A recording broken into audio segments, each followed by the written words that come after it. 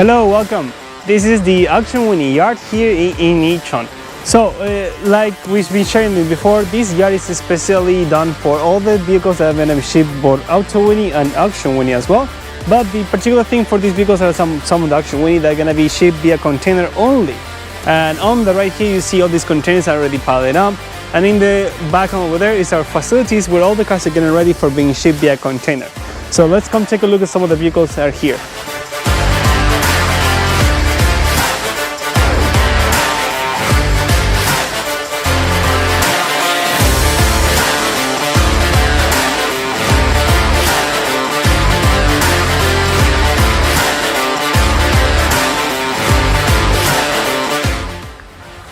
Well, thank you for joining us again here at the Incheon yard of Autowini and Auctionwini.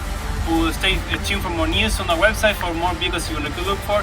If you have any questions, you can look into your stuff, and until see you next time. Thank you.